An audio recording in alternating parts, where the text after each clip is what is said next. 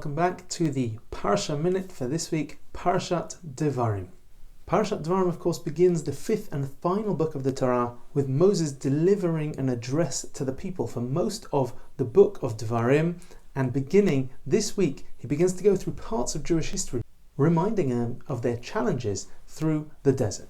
One of the episodes that Moshe points to is, of course, the disastrous episode of the spies, which the Torah doesn't specify exactly what the problem with that was, but we do have a number of indications from the Torah itself, one of them being in this week's parsha. Moshe describes that when the people came to him to ask for the spies to be sent, Vatikravun elai kulchem, he says, you all came all together. Rashi says, Be'erbuvya, it was a mess. There were young people before old people. There was no respect for who exactly was going to make this presentation. Compare that to a different episode, when the giving of the Torah, when the Jewish people said, we can't hear the voice of God, we want Moses to act as the intermediary. There the Torah describes that the people came in order, that there were representatives from the people who came to ask to make this request in the appropriate fashion. I think the lesson from this is very simple.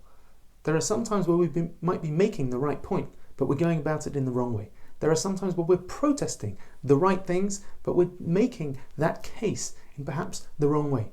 We don't need to shout about what we're saying. We don't necessarily need to have a rant about it. We don't need to publicly shame the person.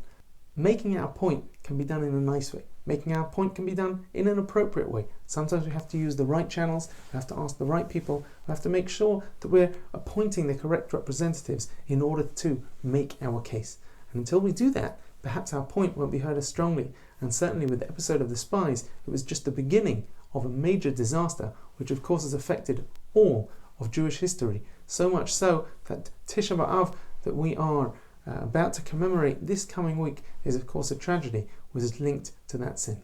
Let's learn that lesson. When we have things to protest, when we have good points to make, let's try and make them in the best way possible. Shabbat Shalom.